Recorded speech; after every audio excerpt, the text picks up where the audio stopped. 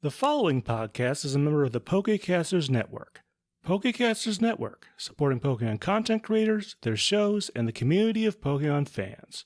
To find out more, check out PokecastersNetwork.com or find us on Twitter and Facebook. Cool, so I had a month to think about what this was actually going to be now that I did this, and I've changed my mind 3 different times. So we're going to find out which one of those ideas I actually stick with. Uh-oh. I'm not terrified. Alright, ready to start the episode? As ready as I can be. Alright, let's get started in 3, 2...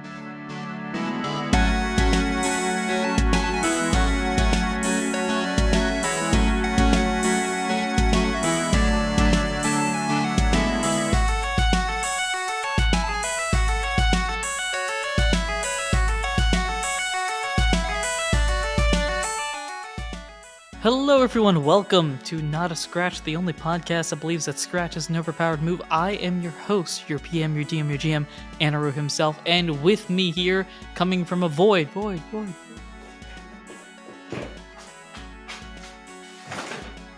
It's me, Mohammed. I appreciate you sticking to the bit. I got up and jogged to the other corner of my room for that. You're welcome.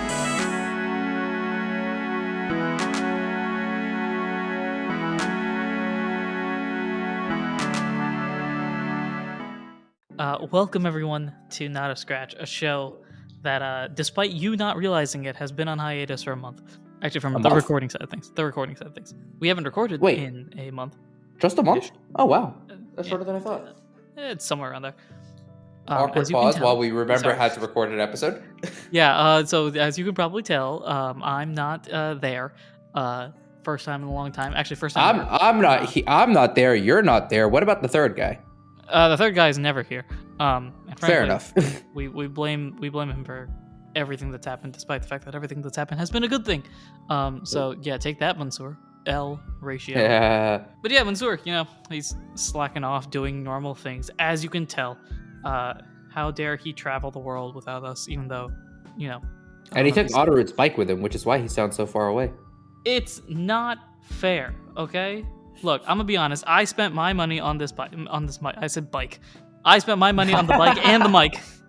I spent my money on both of them. Granted, it did come from the show's funds, but the idea was to improve my mic quality, and he decided to go and improve his mic quality, and now here I am. Totally. That's the reason why there may or may not be an echo, and not the fact that I'm in a new location. Oh no! I was just. I was going for this. This is swing and a miss. We got to get back on track here. I was saying you're just shouting over the course of thousands of miles, like you're shouting into that mic. Not that you're on a different mic. You're on the same mic. It's just Mansoor's holding it. Mansoor's holding it across the room. Is what's happening here. Oh, that's who that is? Oh, I thought he just hired somebody. That's actually hey Mansoor. Hi. I don't think he's waving back. Yeah, rude.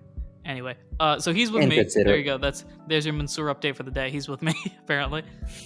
Somehow, some way. All the way down there. I find it ironic. So nobody else knows this because obviously it's not in the recording anywhere. But Mohammed and I were spending about like half an hour ish setting up my setup here. And now I've just fully embraced the fact that there's an echo. So was it really worth it? Yeah. Welcome to the jank that is Not a Scratch. Enjoy it for the next episode or 2 or 6. Yeah, no idea how long this is going to be the way that it is, but it is the way that it is. I can promise you that this jank will not go past Arc 5. Yes, for reasons that will soon be explained. And I say specifically this jank that you hear in this episode. There will be more jank. There is always more jank. We pride ourselves on it. But yes, by the end of Arc 5, this will be solved. Anyway, speaking of Arc 5, this arc has gone off the rails. We brought in pirate gangs. We brought in, the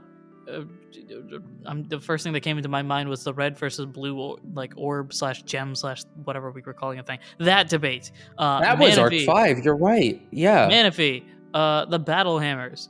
Manaphy's been about, to be fair. True. Adam is showing up a lot more than expected, among other sort of things. There's a sly little joke there that Muhammad doesn't get, but we'll see if it actually turns out the way that I hope it does. Anyway, so Arc 5 been chaotic. Last time also chaotic. Let's get a recap from your host, the other guy. What? Hi, I'm the other guy. Thank you, that guy. No, sorry. My bad. Hi, I'm the other guy. Thank you, the first guy. So last time on Not a Scratch, things were all hunky dory. Kyle along with Adam and Sindoran were like, all right, we've dealt with the threat that we were supposed to deal with. Let's go make sure things are okay in the city. And then Child appears, and Child is like, hi, I'm here. And Adam's like, where are your parents? And Susie's like, I'm here with my brother. And Adam's like, where's your brother? And Susie was like, he said to go with you because it's safer. And Adam's like, what? And Kyle's like, what? And then Kyle shrugs, and now Susie's with us. And we go into the city, and we go and we inspect things, and we realize, you know what, we might need some backup if we're gonna, the rest of the guilds are taking care of all the lackeys, but we want to go after, the head honchos over here, make sure these pirates are out of town.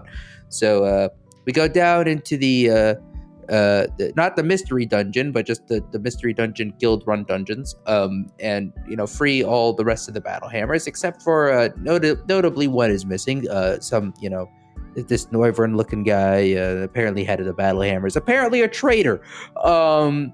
And so we free the rest of the battle hammers, and they're like, oh, thank you. Where's Echo? And we're like, I don't know, where's Echo? And they're like, I don't know. And then we go to the city hall where the pirates have set up shop, because of course when you take over a city, you use their former government seat as your government seat. Even though I don't know if there's much governance happening in Iron Gate nowadays, to be fair. I feel like that's the whole point of piracy, lack of government. But anyways, we go there, we rock up, and there are Red Eye, and there are Red Eye and Claws, and they're like, you two are back for more. And Kyle and Graham are like, yeah, but we have backup. And they roll up like 8 or 9 deep, and they're about to throw hands, and Red Eye is like, well, actually, no. And then out comes Echo with a big golden ring on his forehead, and Kyle's like, oh boy, here we go again. And then as Kyle's like, all right, I know what's happening. Sorry, that wasn't crisp. And then as Kyle's like, oh, I know what's happening. And that's where we ended the episode. Basically, yeah. Yeah. And I'm terrified. Yay! Hype in chat. There you go. Guys, I'm a streamer now, he says. I'm throwing this out there. Assuming by this point, the sound quality is enough that I stream. He says regularly as in not inconsistently. I don't know what that means. There you go. I'm throwing it out there. I'm calling it out. Me, when this episode comes out, which I think is in 3 weeks. So, woo! Way to go, me. Yes. Anyway, great recap as I just spun into the abyss there. Thank you. I appreciate it. I do my best. So... And by I do my best, I'm gonna peel back the curtain. We already alluded to the fact we hadn't recorded in a month. We went over what happened in the episode before the episode started. I know. I hear the boos, but hey, I got most of it on that first try. I just missed one thing. I mean, technically, you missed it again. I don't know if it really matters, but what? No, I didn't miss it again. I mean, you didn't say who did the snap. No. I alluded to it. I left that part unspoken. If you don't understand what means, go back and listen to the last 2 minutes of last episode. Fair. Like that's all I need to say, because if you listen to last episode and you're listening to this episode and you hear me do, your pants are probably as soiled as mine are. I actually forgot about the fact that I snapped my fingers last episode, so you actually remembered more than I did.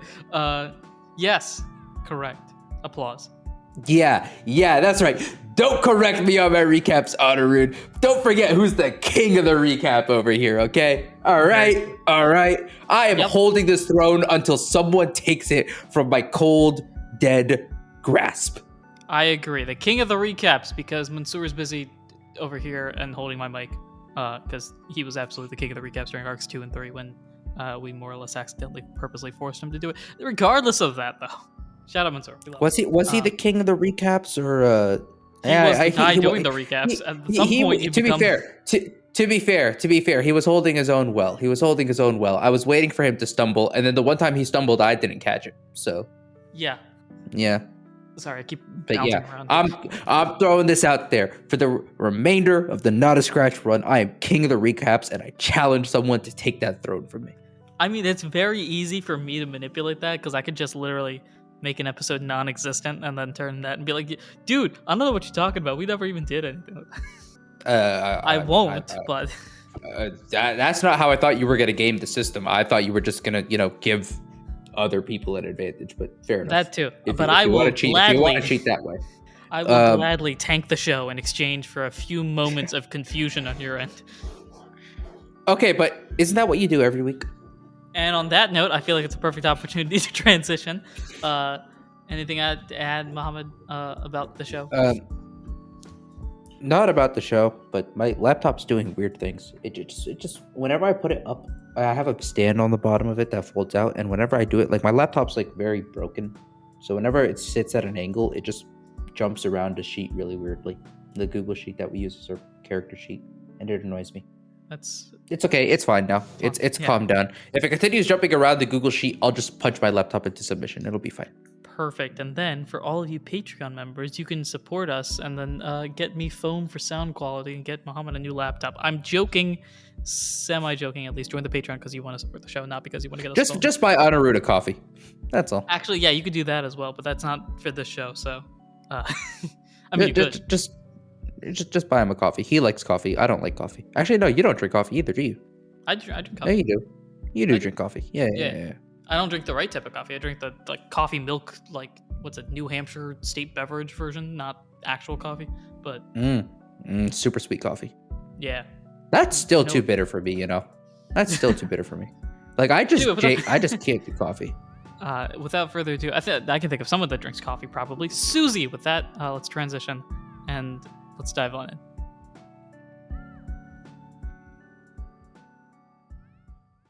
You and I both know Susie's chugging 3 cups in the morning before anything happens. I was thinking the complete opposite. I was thinking Susie doesn't need coffee. Susie doesn't need caffeine to function. That's a good question. Let's ask Susie. Susie's above all that. Susie's just pure raw energy. She doesn't need that. Susie laughs at us mere mortals and the lengths we go to try and function. Probably. Speaking of Susie and the These gang, are two very different views of Susie. Let us know what you think. Actually, yeah. For people at home, we'll leave this for you all. Yeah, an exercise for the listener. This is a community show, and this is one aspect of Susie that I have not set in stone, like many other aspects of Susie. So let us know, Susie. Either caffeine addict or just pure raw energy. Which, if you're listening on Spotify, that's our poll question. So go ahead and answer that. Is Susie caffeine addict or raw energy? Which one do you think, Susie? Wait. Did you say that's our poll question? We could put polls on. Yeah, on Spotify. Yo, what? That's poll sick. questions of the day, and all that sort of stuff. Either that's sick. Or written answers, or both. I think. Whoa, that's cool. I didn't know that. If you're listening to us on a different platform, thank you. But also, maybe listen to us on Spotify. Yeah, you could fun community interaction things that way. Or just throw in a Discord or Twitter responses, all that fun stuff. Yeah, all the good stuff. Yeah, all that jazz. I can't wait for just 3 weeks for a month or a month from now, just random responses on Twitter being like raw energy. Oh my god, what are you talking about, dude? This genuinely could tear apart the community, and I'm here for it. I need the community to go through the anguish that I go through with this show. Welcome to the end of Not a Scratch, brought to you by Hoopa. As we dive. We've already dived on it. So Hoopa has frozen time, sort of, I guess, kind of. Snapped his fingers and nobody else is moving, so you can assume that's at least some version of frozen time. Nobody is moving now, with the exception of, at least from Kyle's perspective, Kyle, Adam, Sandoran. That's everybody, right? And Hoopa. Yeah. Manaphy is Manaphy frozen? Manaphy is not frozen, but still in the back. Yeah, Manaphy's not frozen, but just in hiding. Yeah. Okay. Did Hoopa say anything, or did that just kind of happen and we're just sorting it out now? I think Hoopa said something, but I don't remember what. Probably evil monologue-y, and now you're staring back at each other. Yeah. I think Kyle is after the shock of oh my goodness, what has happened? Like Kyle sees that he's got Adam and Sandoran with him, and Hoopa's got no one with him because Echo is also frozen, despite having golden ring. So now Kyle is just glaring daggers into Hoopa's soul. I can't or remember at least if anything was trying to. Yeah, I can't remember if anything was said last time. If it was, maybe I'll remember to have cut it off. If not, we're retconning it. Presto. The power of being owner of a improv TTRPG. Just that didn't happen. We're doing this instead. Light editing. Yeah, light editing. Despite the fact that based on how I edit things, that last stuff is probably still in the last episode. But anyway, So you're staring daggers into Hoopa's eyes. Hoopa looking directly back at you, clearly confident. There is no worry in Hoopa's eyes, which is weird because last time you were here, it was you, Adam versus Hoopa and Squad, and you nearly won. Hoopa had to run away. Now you add a Sandoran and subtract the Squad, and yet Hoopa is more confident than ever. Yeah, because clearly Hoopa's up to something. Clearly there's some weird gimmick here, which is why I'm staring daggers into the soul and not just launching an all-out attack. Because Hoopa's big bad evil guy. Hoopa's gonna explain. Hoopa's not just gonna come in and attack. Hoopa's gonna gloat. Hoopa's established that Hoopa's gonna go. Hoopa. That is difficult. Hoopa's established that Hoopa's gonna gloat. That is hard. Is it just me or is that hard? Because I think the feeling you want to say hoopla, right? It feels that at least when I say it. No, I just don't want to. It's just I have too many oohs. So like, I don't know. It's a weird. It's not alliteration, but just a weird repetition of sound. My computer keeps pressing random buttons. I don't. Blah, blah, blah, blah, blah, blah. See, look, Hoopa's got me all flustered now. That's fun. Adam is currently scanning around this weird frozen time-esque thing. I can give more of an explanation now about this in case I didn't previously. Everything looks like normal. Everybody's in their normal thing, just kind of faded a bit, if that describes. So yeah. Adam's looking around trying to piece together what exactly this is because, and you know this as well, Hoopa should not have control over time. That is not a Hoopa thing. That is not a Hoopa skill. That is a Dialga, Celebi, maybe a couple of other folks have minuscule versions of it, but Hoopa, this isn't in Hoopa's wheelhouse. So the fact that Hoopa is trying to do this confuses Adam and is just trying to break that down. Sandoran is going through like a Rolodex in his head of information on Hoopa, since I believe this is the first time Sandoran has faced Hoopa. Yes, this is the first time Sandoran has seen Hoopa. Correct, yeah. I assume Sandoran has studied Hoopa. But this is the first time so Sandoran is literally just Rolodexing, like, okay, Hoopa, what's the good things, what's the bad thing, how do you beat Hoopa? And Hoopa is just standing there, calm, cool, and collected. He's just standing there, menacingly. But yeah, Sandoran's confused, Adam's confused, I'm mad. You say mad? Oh, I said Madge, but yes, mad. Madge. And here we see the generational divide that is 4 months. I have no idea what to talk about. Yeah, back in my day, we used normal words. One of us is we exist in different corners of the internet.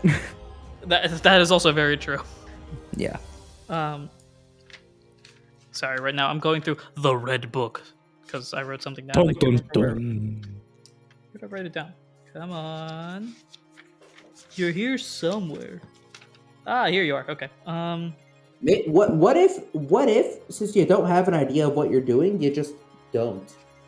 Hoopa runs away and the game is over. Yay! Everybody wins. Woo! That's what I wrote down in the red book. No, so Hoopa, I think part of this is also me stalling to try to see if you have any conversation pieces before Hoopa goes into mini monologue mode. You think Kyle's gonna try and converse with the enemy? No. Look, maybe Kyle's learned something in the past 1 month of us not recording things. Anyway, Hoopa just kind of staring at Adam now. Just goes, "So, any ideas about what exactly this world is? Trust me, you won't be able to figure it out." And Adam's just looking back, eyes like basically closed at this point, and how much Adam's squinting, just like, "What have you done, Hoopa?" Me? Oh, I haven't done anything at all. You see, All I've done is simply shown you a glimpse of my power, my legendary power, as it will. And I remembered and I realized something. You know, all this emphasis on teamwork and team battles against me is frankly ridiculous. Why would I let you have the opportunity to fight me all together, when instead we can fight 1-on-1? Sindoran's completely confused. Adam's, at this point, eyes are completely closed at how much Adam's squinting. Like, what are you talking about? Your reaction to a one-on-one battle, despite the fact that there's 3 of you here. Well, okay, no. And Hoopa's very clearly... All right. Captain Obvious entering. Hoopa's up to something. Very clearly see up if to he plays something. off. Also, I fixed my computer. Yay! Yeah, my touchscreen was indeed enabled, which is bad because my touchscreen has been broken for 2 years. Yeah, I don't know when it re-enabled. But anyways, yeah, Hoopa's very clearly up to something, and Hoopa's got a way to get us 1v3. But I can't just charge in and initiate a 3v1 because Hoopa's just gonna, isolate. Hoopa is gonna run the whoever offense on me, and I don't want that. So Hoopa's and Adam is useless, right? Because Hoopa is a dark ghost, right? Yep. Right. Sorry, I fell down about the whoever offense. Yes, Adam. Oh no! Psychic ghost or psychic dark. Yes, Psychic ghost in confined. Is that called confined form? Yeah, or contained form, and then unbound form is psychic dark. And right now, Hoopa's just in normal form, right? Correct. Hoopa's just chilling. Hoopa's not in. Hoopa hasn't gone Super Saiyan. So, I don't. The problem is we can't get around something we don't know how it works. So English is hard, and I go quiet and continue staring daggers and analyzing, and am just ready for whatever trick Hoopa has up its sleeve. Hoopa. Okay. All right. So as usual with me, I've just thought of a potentially brilliant idea. Wait. No. I just thought of something, but no, go. No, go. If you have something, barring it being punch Hoopa in the face and run, which you could. Because I mean, the other option I have is I have an idea. I just don't know how to execute it. Because the thing is, I have an idea, and I don't think I can hide this from Hoopa. But if I can, that would be amazing. Share with the GM the idea. See, there's a deck of cards in my bag. There is a deck of cards in your bag. Now, I can't just reach into my bag and pull out the deck of cards and do my whole thing, because, Hoopa's just right there. And I mean, maybe Hoopa knows about this deck. Maybe Hoopa's gonna find out about this deck eventually, but it's right there. You could. I've also right got, now. I've got. Go ahead. Sorry. You were gonna say something that could change what I'm about to say. Oh, I was just gonna say. Right now, Hoopa is basically having a one-on-one conversation with Adam. So you could use. This is me as a quote unquote player talking. You could use Sindoran as a distraction while you pull out your deck and do whatever you need to do. I could. The thing is, Hoopa has just announced that Hoopa's planning on just basically taking us each 1v1. And I assume Hoopa's gonna find some way to do that like simultaneously. Like isolate you. I don't know. It's weird. It's weird. My fear is that Hoopa's gonna like 3v1, but really just like 3v3 somehow, if that makes sense. Oh, so 3 Hoopas show up and then... Or not like 3 Hoopas, but like Hoopa's gonna like 1v1 each of us at like the same time somehow. Like just cut us off from each other. Mm-hmm. So my thought was, I've got I've got this mythical child in my bag. You do have a child in your bag, yes. That I have a very strong rapport with, and can effectively communicate with. Who could just look. It's like, hey, you see those cards that have been there the whole time? That like every time you've gone, I've been like, no, don't touch them. Yeah, go ahead and touch them. So you want Manaphy to draw? See, I could have Manaphy just draw a card and then just like, I don't know, like hold it up like behind my head and I turn and see it or something. I don't know. Like stick it out of the bag slightly when I see the card. Okay, that's and then interesting do my thing with the card. That's an interesting decision. You could absolutely do that. I see no reason why you can't. You would have to roll what do we have performance as to explain to Manaphy, because you won't be able to just be like, hey Manaphy, can you go because Hoopa's gonna hear you talking to Manaphy, which I don't think Hoopa knows. You could, but it would still raise suspicion. So I would need you to roll. What is this? Is performance, right? I would need you to roll. I mean, if I really want like peak stealthiness, I could also just be like, hey, Adams and Doran, just stall for me for like 30 seconds and then try and also do this really covertly. Regardless of if you want to do this method, you would have to roll cute for a performance to either just flat out talk to Manaphy undercover or to signal to Adam/Sandoran. Yeah. Without. All right, I'd rather because if Hoopa sees me talking to my bag, I'm just weird. If Hoopa sees me talking to Adam or Sandoran, something's up. So I'd rather take the chance of just being looked at weird. Okay. So we're just gonna go with the original plan of like, hey kid, you go ahead and play with the toys. Go ahead and roll a cute roll for me then, if you're talking to Manaphy. Okay. God, I hate this. So sometimes when I roll the dice, like they land on the towel that I use as a dice mat and don't actually like bounce and roll. They just drop on the face that they're on. And normally I don't look at it and I just re-roll it to get like a proper roll. I've shaken it in my hands and stuff and all that. But I don't want to do it because it's a 20. but I'm gonna be honest and re-roll it. I just want you to know the lengths I go to be an honest player for you, okay? I just want you to know. And I'm rewarded with 10 plus 1 is 11. Good enough. Okay, that is good enough. Manaphy understands touch the deck of cards. And that's really all you need to get across. Well, because the way the deck of cards worked the last time, we've used it once before. And it was like then and now we've changed it as well, and I can't remember what we changed it to. So, well, because last time it was like the backs were all like they all had like one of the types on them, and I chose a type, and then ended up drawing like a random legendary of that type. Is kind of what happened. Right. Mm-hmm. So, like, am I instructing Manaphy to look for a particular type? I'm going to say with the mix. With the mix, all right. So we've fiddled around with this a lot, and frankly, due to the power of the deck / me not being consistent, plus the mixed roll, I'm just gonna say Manaphy picks a couple of cards and gives them to you.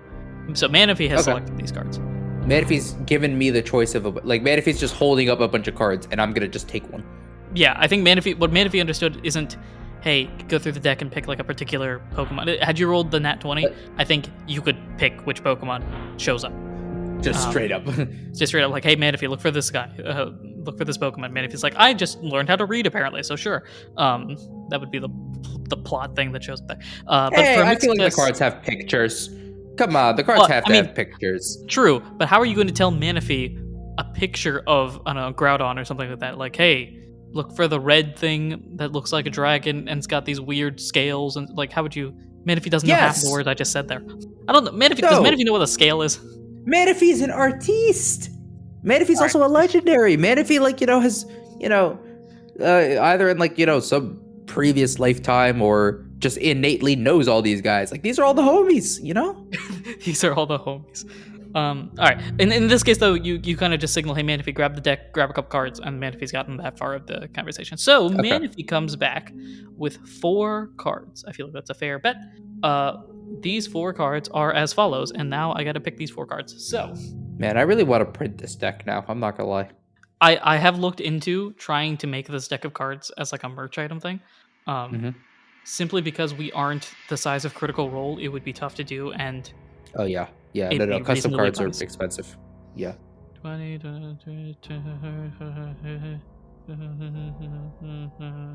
Okay, so according to Cerebi, there are 99, which is amazing. This does include the new ones. I was gonna say. Also, this includes like sub? Okay. Also, this is interesting because there's been some reclassification. Does this include Ultra Beasts? Because I'll tell you the number to take off. This does include Ultra Beasts. This does include Ultra Beasts, which means it probably includes all of those, of which there are 12 plus 4 plus 2. I believe you need to take off 18. Why would we take off anything? Are we including the Gen 9 ones? I thought you didn't want spoilers for yet.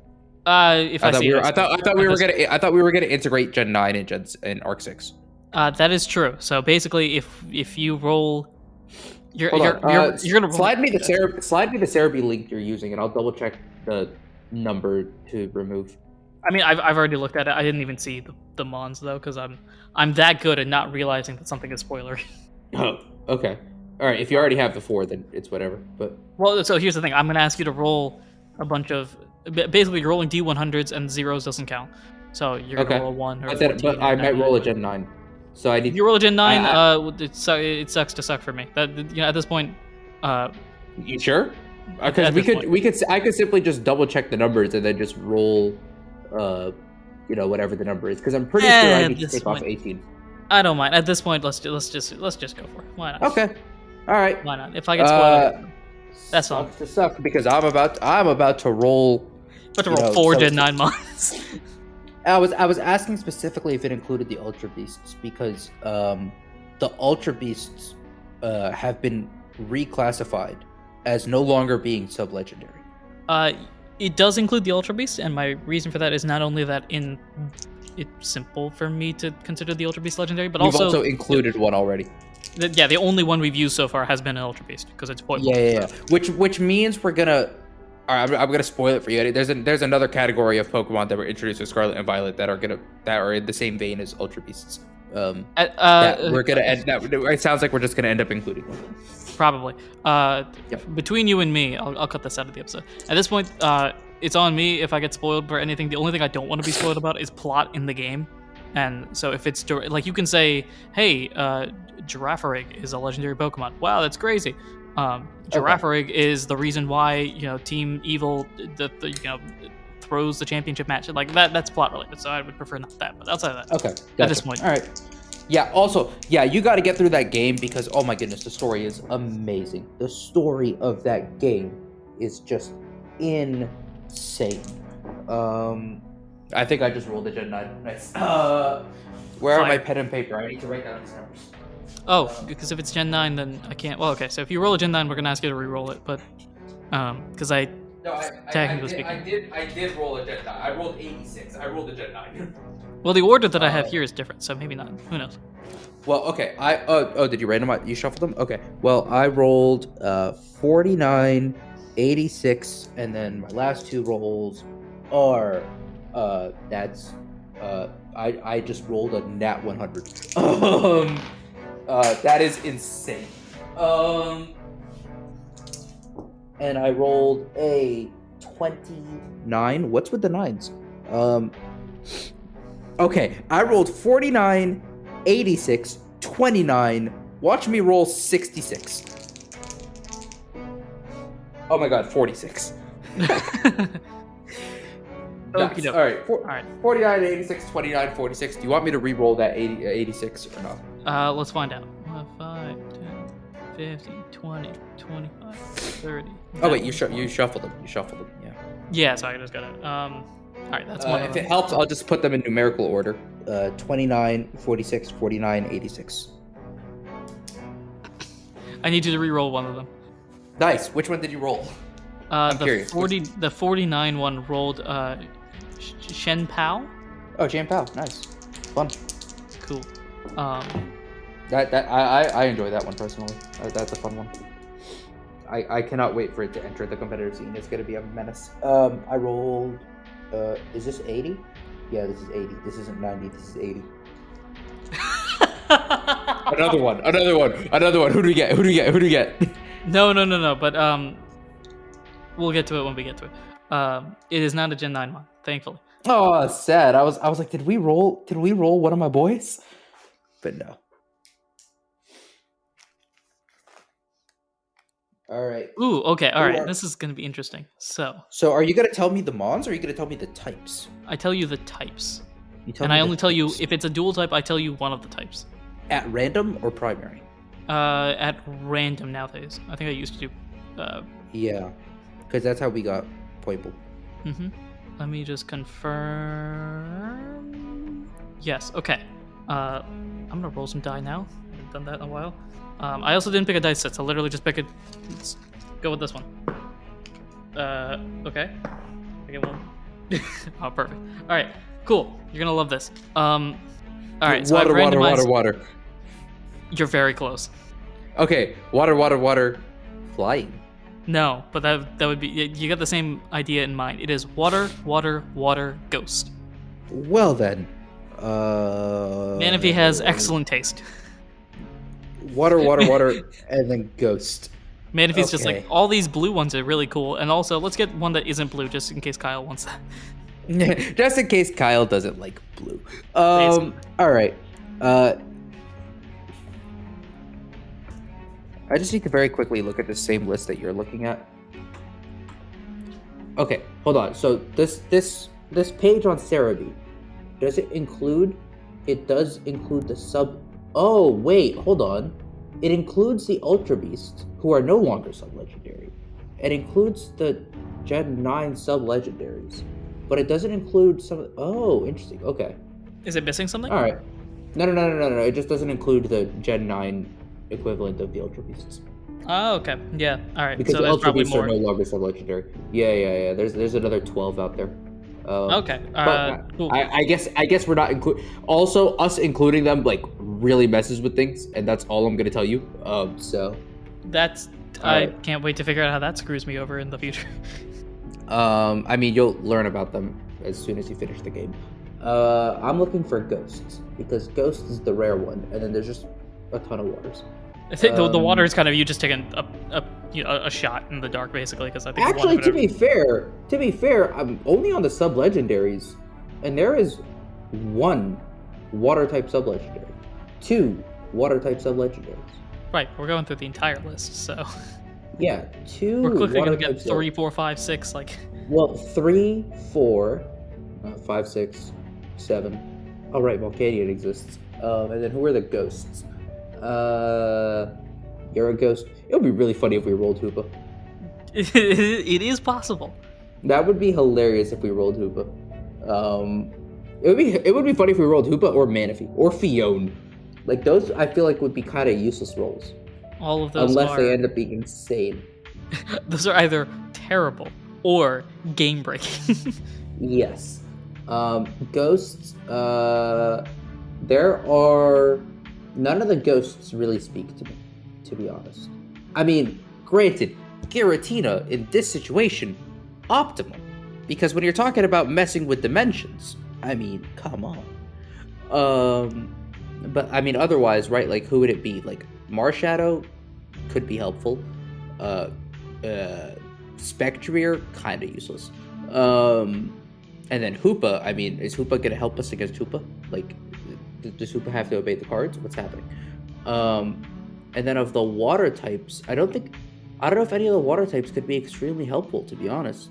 Well, we could have rolled Palkia.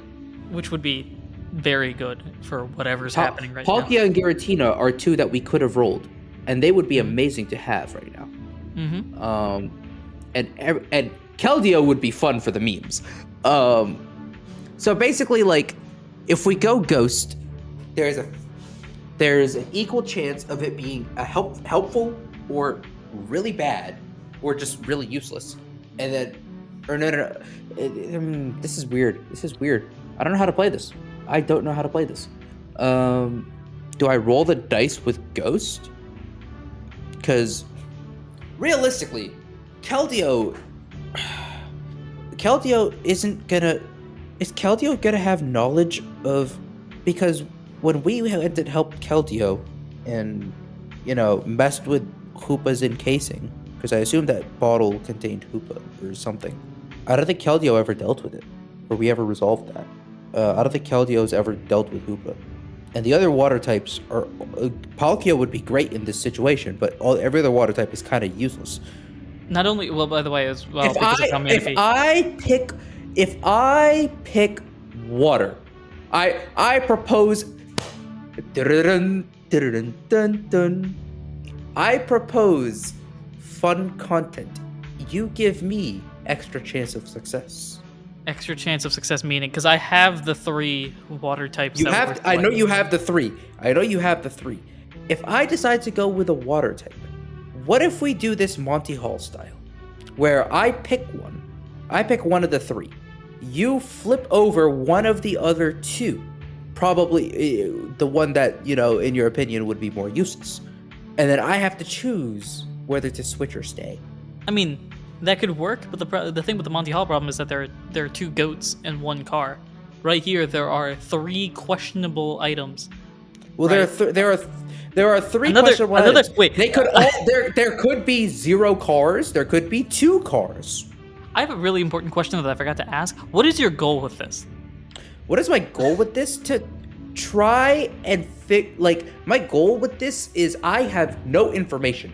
Hoopa's given us no information. Hoopa's probably not going to give us information until, we are cooked, until it's too late for us to do anything with the information. My goal is to try and get as much knowledge of the current situation, what I can expect, and how I can counter it as possible. That is my goal with this legendary deck. My goal with this legendary deck pull is to get as much information as possible. Because, Hoopa knows something the rest of us don't, but maybe one of the legendaries does. Okay. Right? And with that being my goal, if I go water, I'm kind of banking on rolling Palkia. Because Fiona and Manaphy aren't going to know squat. Suicune, I think, is going to be kind of useless. Volcanion is in the same boat as Suicune. And Keldeo, I don't think, is going to know what's up. But Keldeo, it would just be fun content. And I think that's all the water types. Unless I'm missing, 1 or 2. And Kyogre's in the same boat as Suicune and Kyogre, I think, is going to be the same boat as Suicune and Volcanion, in that their niches don't line up with the current situation well. So realistically, there is 1 car. There is 1 car, 1 bicycle, and a whole lot of goats. And any there could be a car and a bike. There could be just a bike. There could be just a car. There could be 3 goats. I'm willing to do this if you want to.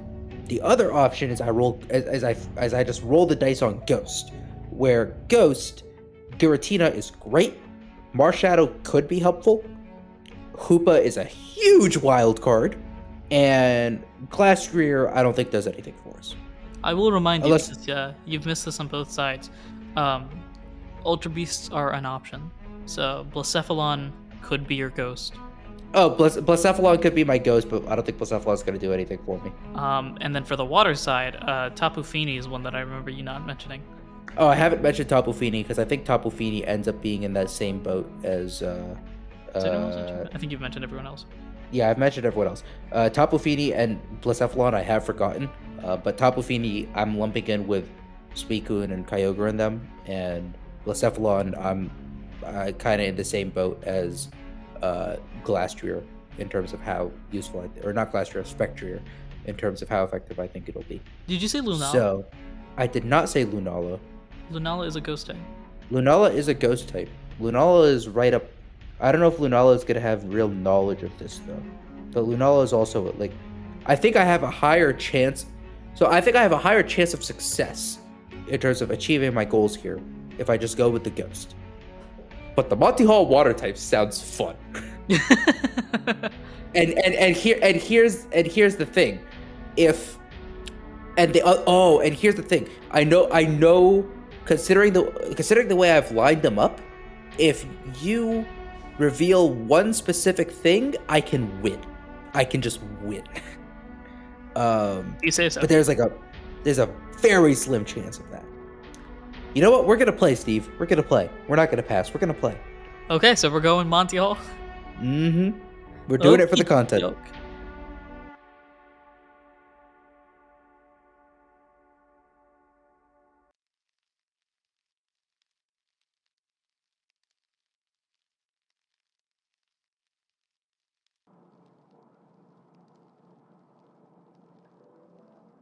Hello, this is Anirudh, the GM of Not a Scratch, and thank you so much for listening to this episode. As always, episodes come out weekly, so be sure to follow us, subscribe, do all those important things you ought to do when supporting a podcast. If you've enjoyed the episode and want to support us in any way, shape, or form that you can, the best way to do so is to share us with your friends. As I may have mentioned previously, we are getting very, very close to the end of Arc 5. In fact, I think if my math is right, we are, including this episode, 20, 21, 22, 6 episodes away? I think that's how the math works. The goal is to end this Arc 5 episode 25. So, if you want to share us with your friends, you could do so now. That'd be cool. Also, leave us a review on your podcasting platform. Reviews help to bring new people into our community and give us advice on what we can improve upon going forward. You can follow us on Twitter at NotAScratchcast, email us at notascratchcast@gmail.com if you have any cool ideas to add to the podcast or just want to reach out to us.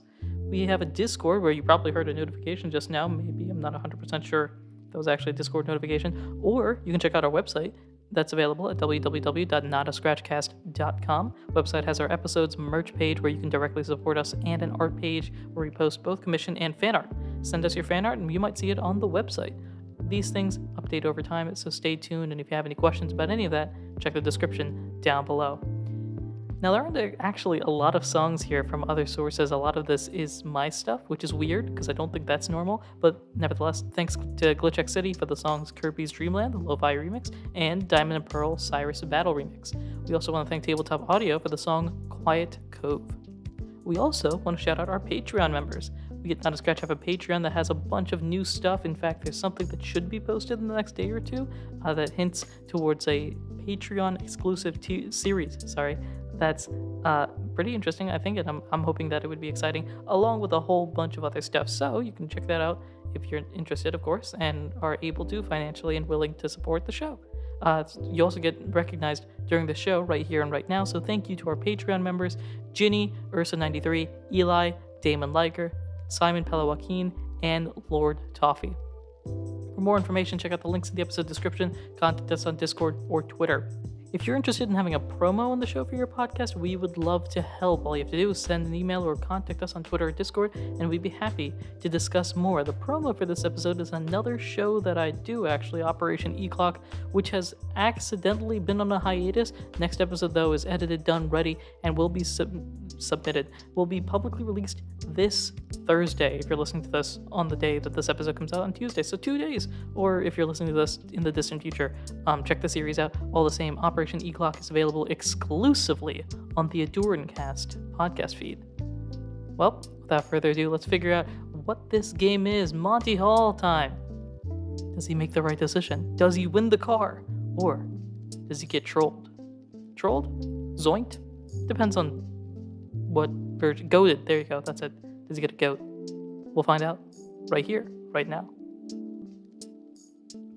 Manaphy pulls out a cane, a top hat, and a suit jacket and steps back as all of a sudden 3 curtains appear out of nowhere as Manaphy is here to play the Monty Hall game.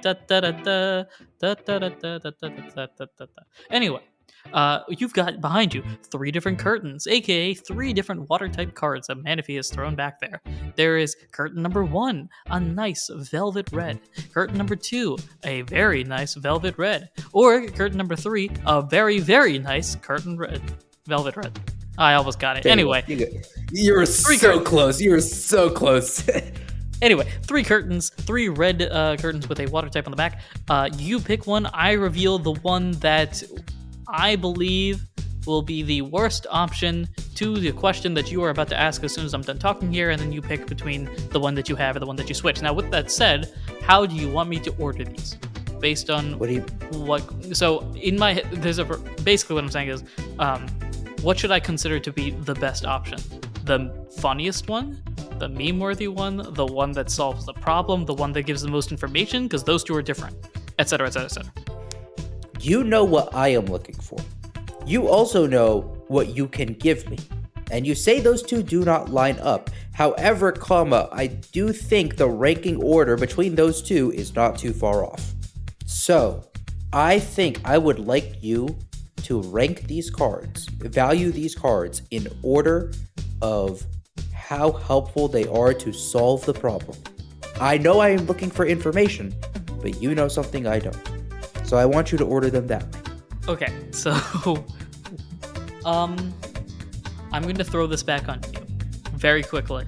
I am going to have Hoopa finish, quote unquote, their monologue, and then based on your answer to Hoopa's question, I have an order for things. Does that make sense? Sure. Okay. Hoopa's been staring at Adam, and they've been having this silent conversation this entire time. And then Hoopa, after a certain point, basically is like, how do I want to word this? You know what? I'll be generous. I'll give you the option. I'll give you the choice. How would you like to face me? The past, the present, or the future? And all of a sudden, behind Hoopa, 3 different doors open up. One pointing to the left, one pointing straight, and one pointing to the right. Kyle, as the player character, you get first selection. Would you like to face Hoopa in the past, the present, or the future? Wait, whoa. So you're telling me, Hoopa is like the way Hoopa's presented. Are all 3 of us going through the same door, or like is each one of us? Each of you. This is how Hoopa separates you. He's forcing you to pick a door to face Hoopa in. Okay, the past, the present, or the future. Now, I'm sorry, I'm for interrupting. Not only should you plan for yourself, but I'm also going to, if you'd like, give the opportunity for you to plan what Adam and Sandoran are going to do. Well, that I'm basing my decision on what's best for them. Is kind of the deal. Perfect. Yeah, perfect. Because Sandoran, in terms of just like one-on-one battles, like assuming levels are equal, which levels are not equal. But assuming levels are equal, right? I think Sandoran can take care of himself against Hoopa. If Hoopa goes unbound, you just play a little rough with him. If Hoopa doesn't go unbound, Ghost and Normal are useless against each other, and it's a psychic against a fairy, and I like that. Adam has nothing, and if Hoopa goes crazy mode, Adam's gone. And if Hoopa doesn't go crazy mode, Adam's also gone. So it's rough either way, but yeah, Adam is cooked. And then I'm just probably also cooked because I am a Trico. But and this is interesting. This is something I just thought of. So at first I was like, what if Kyle goes to the past and rolls Keldeo? Because then maybe we can get a 2v1. But Keldeo is kind of useless against Hoopa, apart from just being able to Aqua Jet him, I guess. Well, and as a reminder, the cards, unless you physically find Keldeo and you're in that time frame and yada yada yada, the card itself, all it does is just provide information, right? All it does is provide information, but like Hoopa could just mess up and teleport to the past, and then I roll Keldeo, and Keldeo's like, "Yo, I'm 2 seconds away. Like, let me just run over real quick." Like, that's a possibility, right? That is a possibility. So that was my initial thinking. But then I thought, wait, if I roll Kyle into the future, maybe Hoopa fights against future Kyle, an older Kyle, a stronger Kyle, an evolved Kyle. Could be. And I don't think going into the future really has any benefit for Sandoran. And in fact, Sandoran, with all of his knowledge of history, I think would do pretty well in the past. So like off of really bad and really nonsensical and not applying at all logic, I think like Kyle would try and communicate to Adam and Sandoran of like, it might genuinely be best if Sandoran goes past, Adam goes present, Kyle goes future. If that makes, because I think like in the present, right? Adam's got like, the lay of the land, right? Adam knows who's what, If they're not just like in a 1v1 cage match, if they get like, if Hoopa's like, all right, I'm gonna 1v1 you somewhere, Adam's got it. Adam's got it on lock because Adam will just run away. Adam just vamooses. Adam just vamooses, or better yet, Adam calls backup. In the past, Sandoran's got like, his knowledge of history and legends that can kind of work in his favor. I think Sandoran would probably be the most well placed in a fight in the past and be the least like, wait, where and when am I? Sandoran has the best chance of that. And with the future, Kyle, we could just roll the dice. It's kind of what I was thinking. Makes sense. Do you want to lock that in, I guess, right now? I mean, I'm going to consult with, I think Kyle's going to, we're going to lock in terms of that's what Kyle's thinking. Of course, if Adam and Sandoran have any differing opinions on this, I'm gonna shock you here. They don't. All right, we're locking in that answer, Coach. Cool. With that said, let's go back to the Monty Hall problem. I now have an order that I think would be best. And my explanation for it will potentially be discovered in this episode and the next one.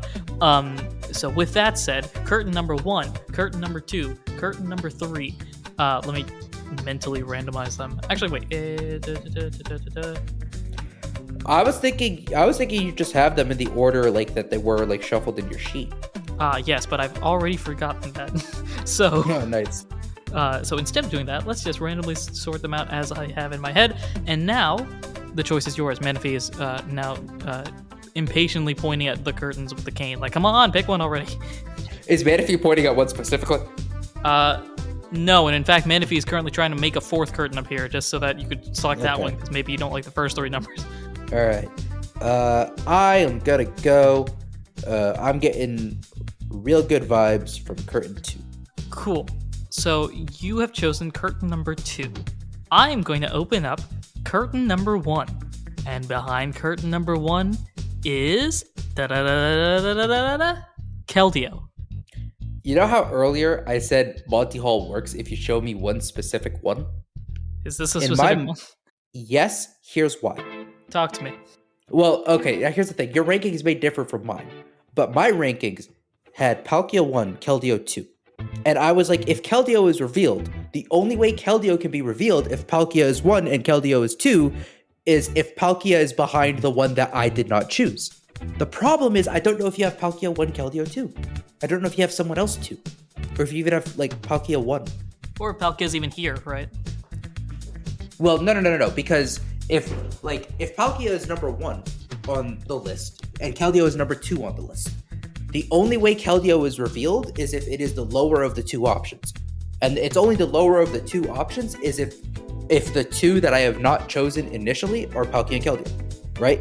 Yes, but A, my order might be different, and B, Now, here's the thing. the 3 options here, Palkia might not be any of them. Right? And here's the thing. If it is 1-2, right? If the order is 1-2, Palkia, Keldeo, and Keldeo is revealed, well, Keldeo can't be revealed because there's going to be something lower than Keldeo. Keldeo is the highest value thing on the board. Keldeo won't be revealed.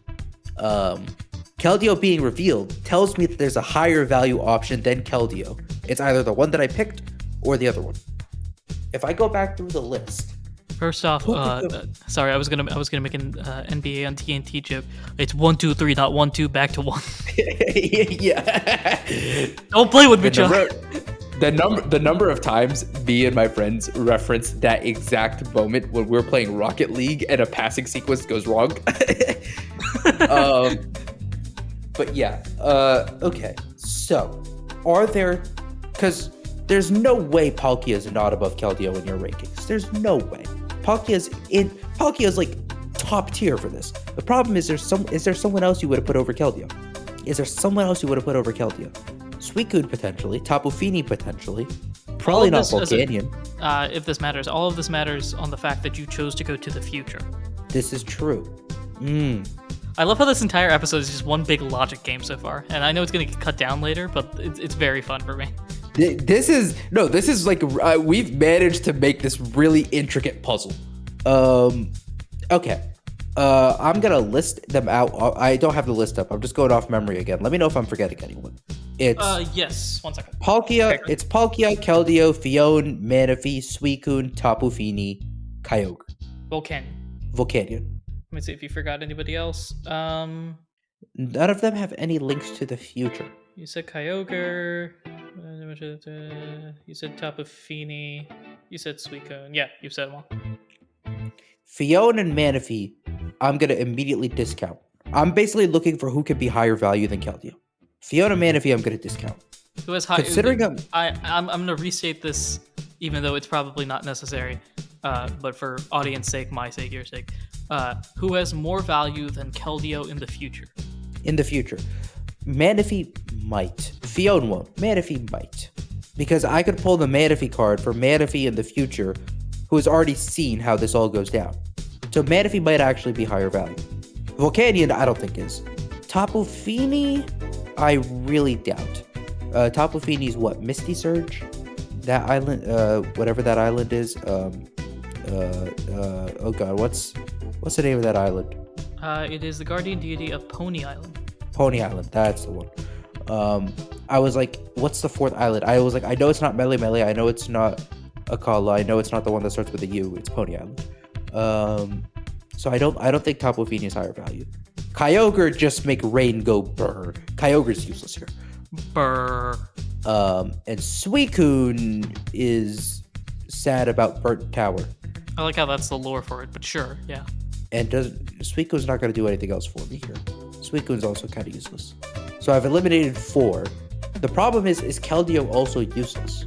Considering everything we've established about the Swords of Justice and like what their role in the world, at least in the past, and the fact that like Keldeo's like, become a legendary and is still, kicking about, I don't think Keldeo is completely useless.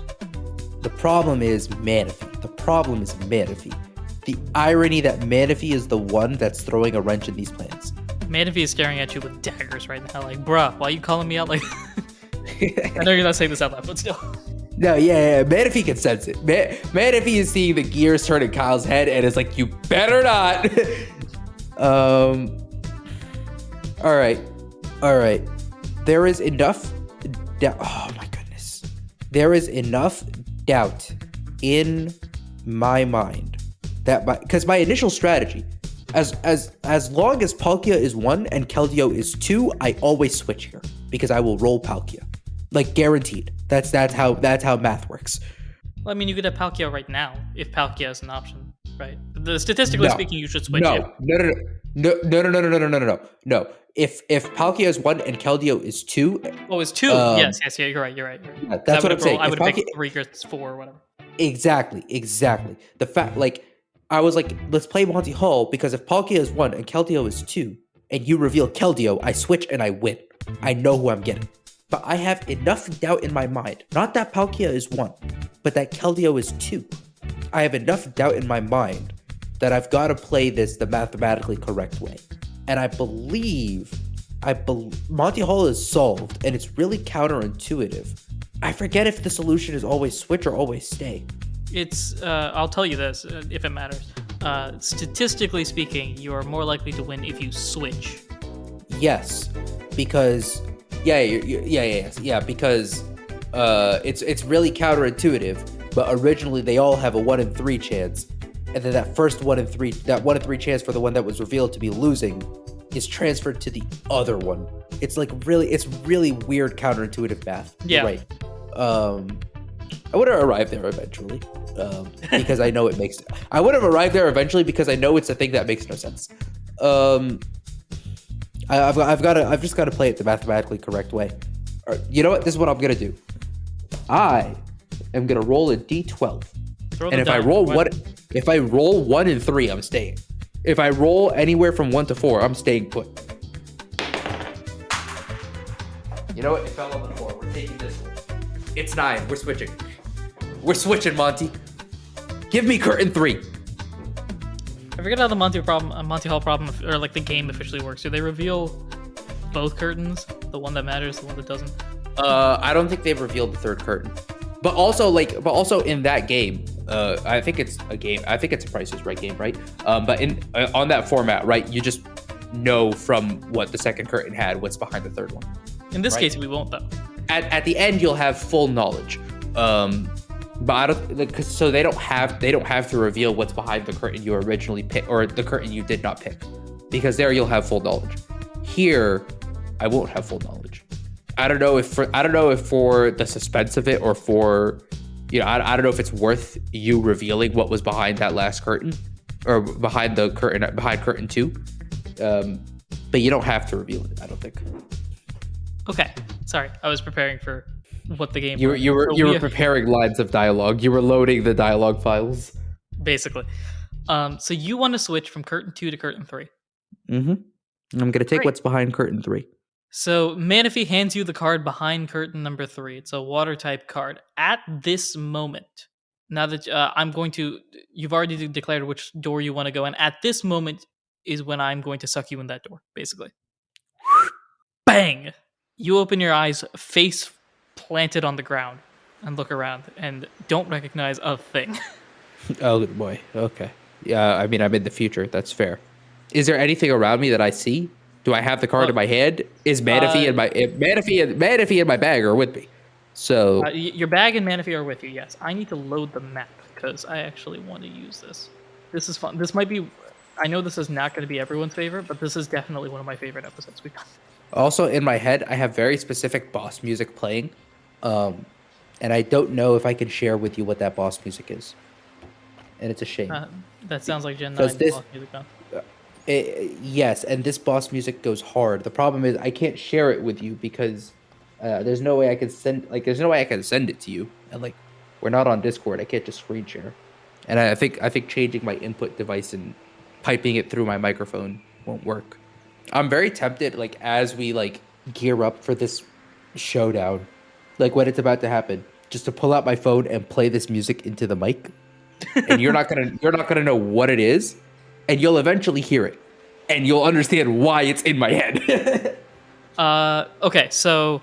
Partly because it's just banger boss music. But this is fun. Don't you just love it, or, well, I mean, this wouldn't really apply to you that much, but don't you just love it when you set yourself up for failure in the future? Because that's what I'm absolutely doing right now.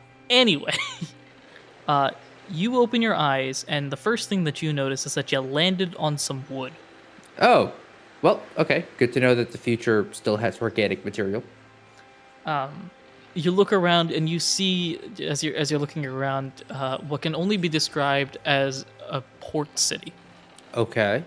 Interesting. Roll smart for me.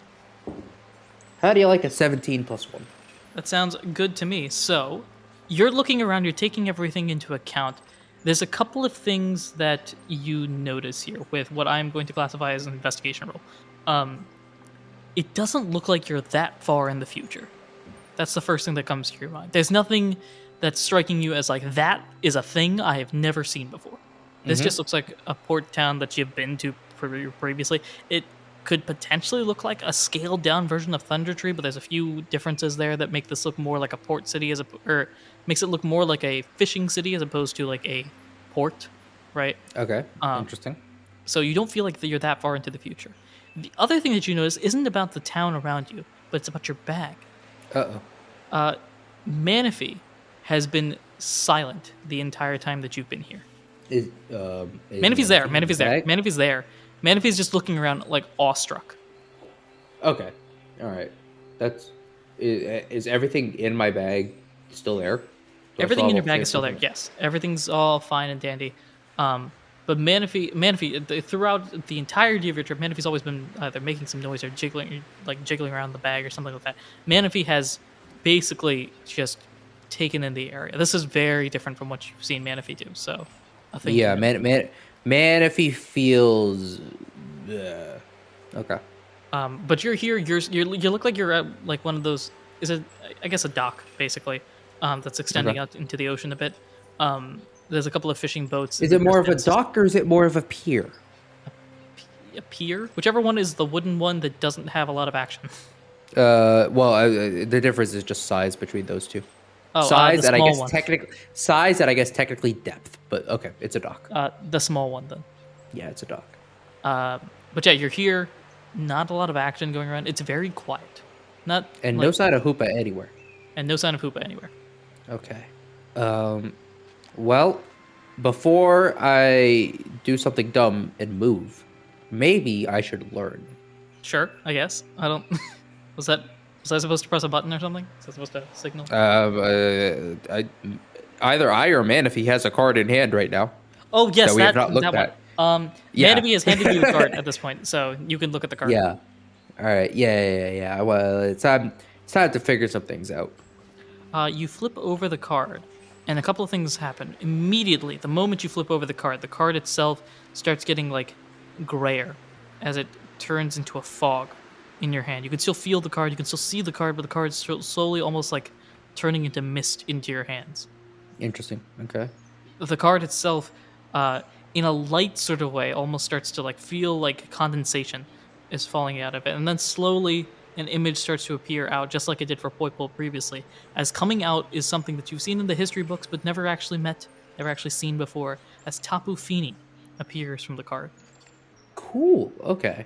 Immediately, the moment Tapu Fini comes out of this card, you can feel around you like this protection of not only is there a protection around you and Manaphy, but also it's as if you've gone invisible. Yes, I'm a fan. I'm a fan of this. And slowly Tapu Fini kind of opens their eyes and looks at you. Hello, how can I help you today? In a weird Siri sort of voice. Okay. Random aside, you are not obligated to answer this question, obviously. Was this the high value card? See, it's weirdly ordered. Yes, I would say this is the high value card. Okay, yes, that's what I figured. That's what I figured. It sort of depends on what you want to do now. Yeah. Because you will see within the next like 15 to 20 minutes that depending on your actions, it may or may not be the high value card. Yeah. I will say this is probably the high value card. Yeah. No, I mean, I could see how this will work out in some way. So many questions, so many requests. And I think our rule is that if you can ask, you can ask one question or something like that. You can ask one Was it one thing. or was it three? I think it's one thing, and for Poiple you worded it so it answered 3 things. Yes, but yeah, because I have to be real careful with how my question was worded. Basically, make the world's easiest to understand run-on sentence and go from there. Well, because I feel like it's weird because I feel like there's a slight exchange that's needed to establish context for a question, but I don't know if that's allowed. That's sort of you can explain things. Just you can explain things and sort of ask like basic questions, but your one request question is the one where Tapu Fini reveals all and also gives you like, hey, here's this cool insight about a thing you've never known existed, but bam, it exists, and also here's some solution. That's it. Yeah. So, all right. I think the rundown is basically Hoopa has gone rogue. Has transported me here from my time and possibly world. Hoopa has gone rogue, has somehow gained dimensional control, and has transported me here, and is looking to exterminate me 1v1, or I guess in a pinch 1v2. Go ahead and roll for me insight, which is a beauty roll. No bueno. 9 minus 1, 8. All right, keep going. So that's. I'm trying to think if there's any other important context to give. I think that's the rundown Kyle's gonna give. I kind of want to ask, is there if those ideas, if that basic context gives Tapu Fini any ideas or jogs any memories, but I'm afraid of that being my question. Are you asking generally, I guess? Yeah. It's just like generally like, okay, like this is a situation I'm in. Have you it's like, is this something you've ever seen before, or that's kind of the you've ever seen before, or does this does this seem like something that could happen or something like that? And it's like, but the problem is like, that's a question, and I don't know if that question is going to end up being my one question, so I'm hesitant to ask it. I'll give you the answer only because it's not going to help.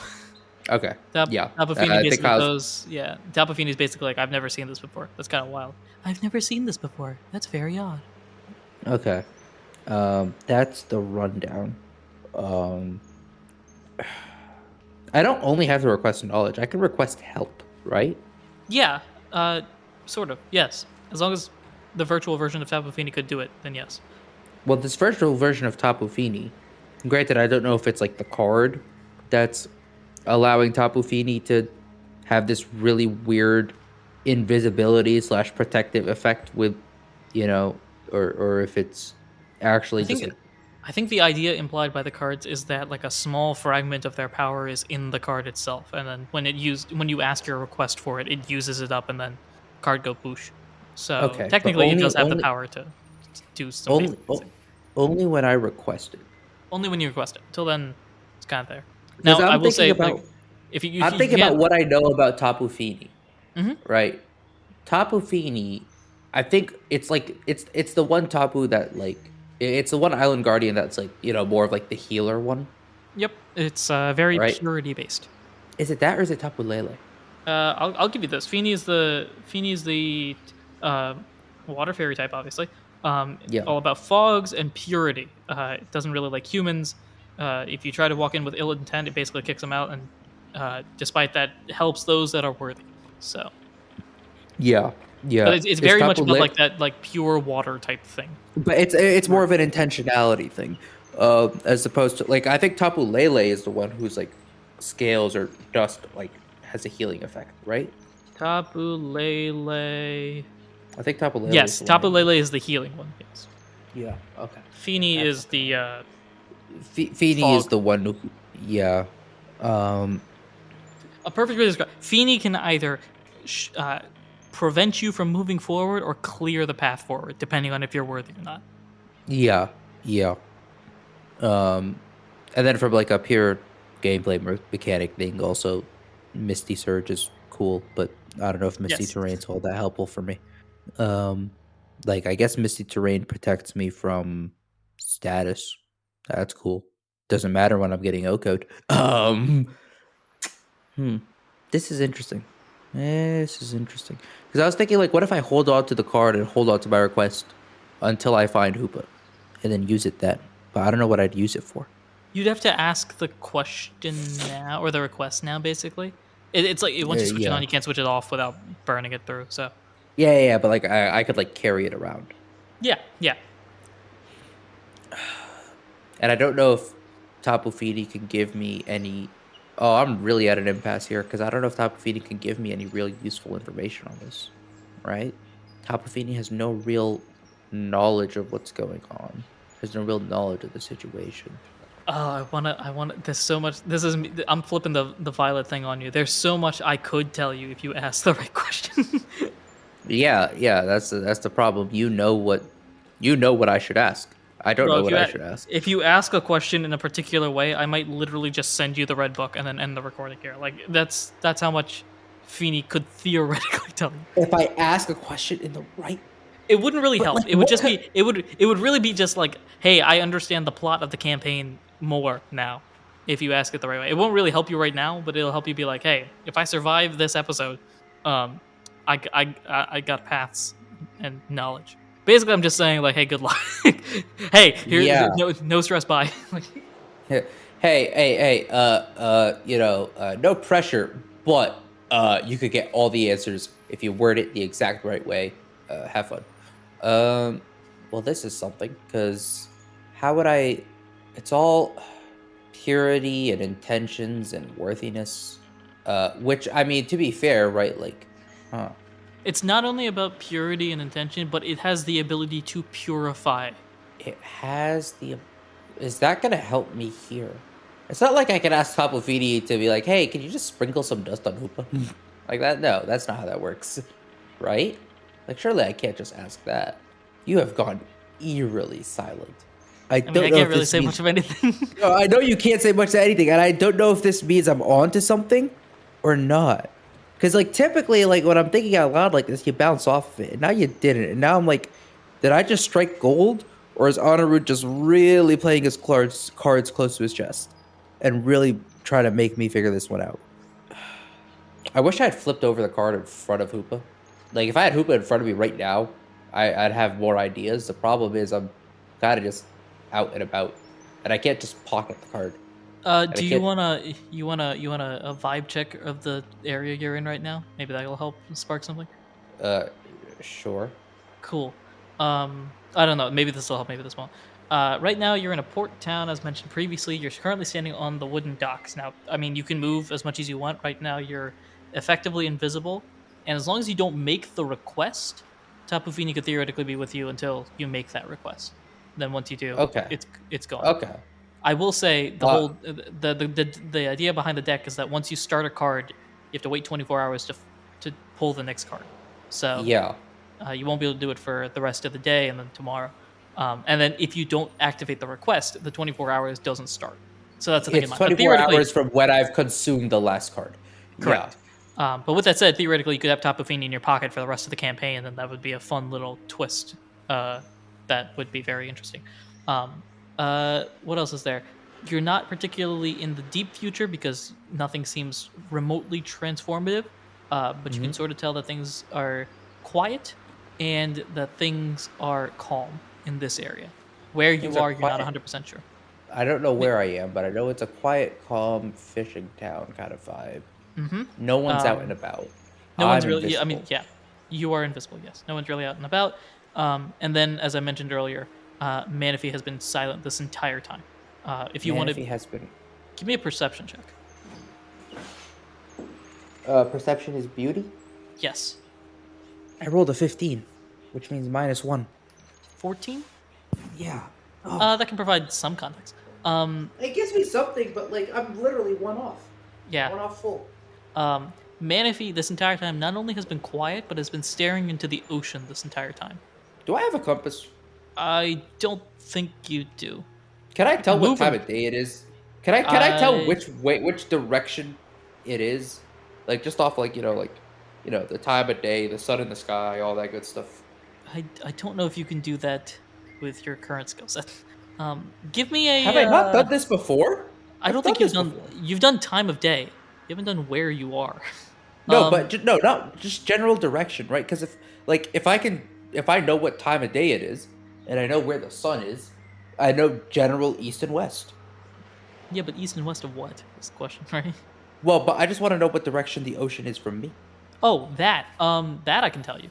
The Yeah. ocean right now, as you're staring at it, is north. Based on the sun direction, it is east. Okay. So you're telling me that I have reached an eastern coast, and Manaphy has been staring intently into the water. Yes. You know what's better than one water legendary? I mean, you have 2 with you right now if you count the card. And do you know what's better than 2 water legendaries? I mean, you've met Keldeo in the past, like sort of count. Oh, you mean 3 water legendaries. And you know what's even better than 3 water legendaries? All right. 3 water legendaries and a Kyle, I guess. I don't know. We can't pull this joke much longer. All right. So I'm kind of invisible. I'm kind of in this weird fog. Can I like breathe underwater? You could test now? that. I don't know how successful that would be, but you could test it for sure. Stick your head under the water and breathe in and see what happens. It might be worth testing real quick. Okay. Like I'm just gonna like dip my head down from the dock, or like just jump into the water, like right by the shore, or right by like a ladder on the dock or something. So you're gonna try to jump into the water, I guess. Yeah, All right. because I've got this like little veil of protection, and I'm wondering if it'll allow me to go where I am potentially thinking of going. So you jump off the dock into the water and land, not with a splash, but it sort of feels as if you jumped into a pile of like jello, and you're slowly going, and the splash is slowly coming around you. Do you want to continue? You have the time and the ability to get out of this if you'd like. I'm like kind of like submerging. Yeah, you're submerging basically. It's as if you were to dive into jello, and like it's slowly letting you get in. I'm submerging. I don't want to ask Tapu Fini a clarifying question because that could be my request done here. Depending on the question, I'll be nice with you. I'll let you know if the question is a question or not. I mean, like the question is just like, can I just like vibe around in this water? Can I like submerge myself and like dive around and while I've got this card out, can I just like vibe around in the water for a bit, dive Tapu down, Fini- and see what's down there? Tapu Fini looks confused as you're splashing into the water. This is not a Fini's creation. Okay. In that case, if my weird interaction with the water is not something born out of the card, I'm not gonna chance it. I'm instead gonna, scamper out. Okay. Like As make my way back onto the dock. yeah. As you're exiting out of the water, you notice you're almost able to walk on the water, but as if you're like walking on like memory foam or something like that. Like it's slowly sinking in, and then you step onto the next foot, and then it sort of rises back up. And in fact, when you look behind you, the remnants of your splash is mostly dissipated. Now they're like small ripples coming, slowly moving from where you were But previously. I can kind of walk along this. The problem is I can't stand above it. I'll start sinking. Mm-hmm. And there are no like boats around or anything, right? Nothing. There's nothing like floating on this water. Nope. In the distance, you can sort of see some boats, but those are too far away, and also, Actually, mainly that's it. That is too far away for you to easily get to. I mean, you could trek for Okay. a couple of hours. And as I'm stepping on the water, is Manaphy still just staring intently towards the horizon? Basically, yes. Yeah. Manaphy has not reacted once since you jumped into the water and walked your way out. Okay. I think the game plan is just get back on the dock for now so I can stand still. I think we're gonna address this Manaphy thing real quick. I think Kyle's gonna like try and ask Manaphy, what it's looking at. Manaphy doesn't really answer. Manaphy just points out in that direction.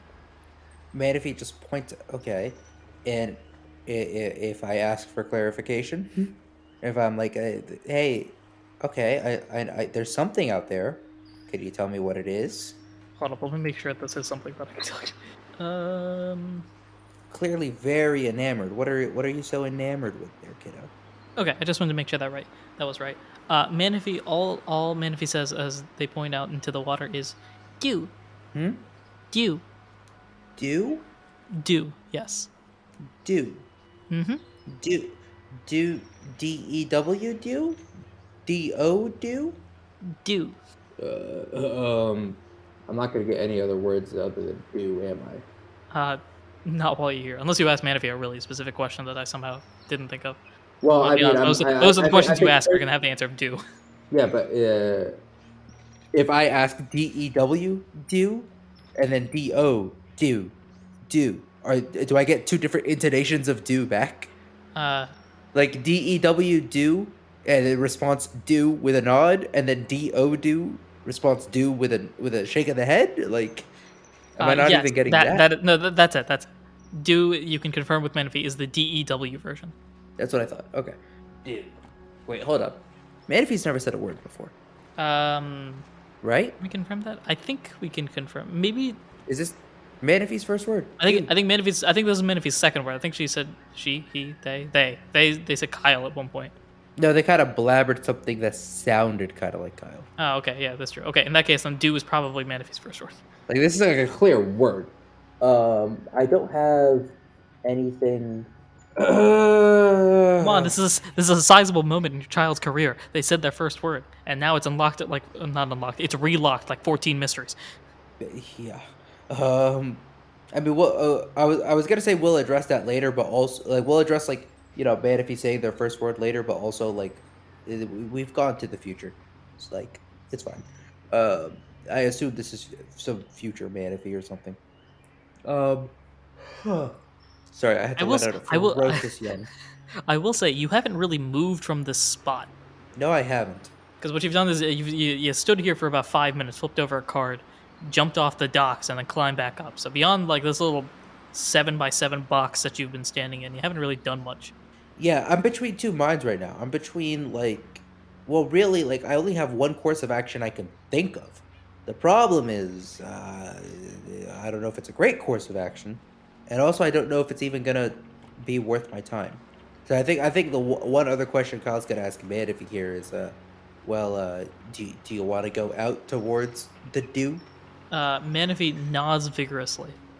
Well, sometimes you just gotta risk it for the biscuit, and I'm gonna pocket the card, and I'm gonna walk on the ocean. Okay. We're gonna walk towards the horizon, and we're gonna see what happens, and I'm gonna hope that Kyogre is not that far out there. Okay. I will say this for convenience sake. Tapu Fini has now shown up as like an angel on your shoulder. Kind of just looking around like, this is not what I expected, but all right, bet. Yeah, I'm just gonna kind of turn to Tapu Fini and be like, all right, hold on, let's take care of this real quick. Like you know who Manaphy is. We're doing something. You kind of have an idea, and we're gonna get out there. We're gonna hopefully get a harmonica, and we're gonna figure this out. And away you go, walking along the ocean. Sure. What does the show become? Really up to your discretion. And I think that's where we'll end this episode. Kyle is about to drown. Kyle's just kind of done. Kyle, this is gonna go one of 25 different ways. Kyle gets eaten by Kyogre. Kyle rides back to shore on Kyogre and is stranded in the future. Hoopa intercepts Kyle on his way to Kyogre, and Hoopa just snaps Kyle out of existence.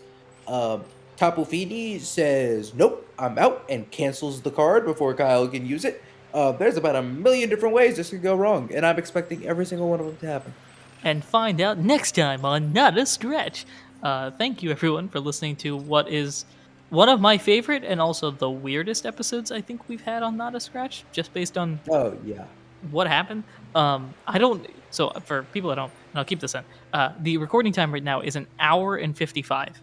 There is no chance in the world that this is approaching like an hour 10. Yeah, no. This episode's probably under an hour, including mid-roll. That's the wild part, yeah. But look forward to next time where Kyle either drowns, learns how to breathe underwater, or Manaphy evolves. One of those three things may or may not happen. Yeah, that's right. We're doing custom Pokemon in this game now. Thanks everyone for listening, watching, and supporting Not a Scratch in any way, shape, or form that you do. Until next time, I have been your PM, your DM, your GM, Anirudh himself. And I'm confused.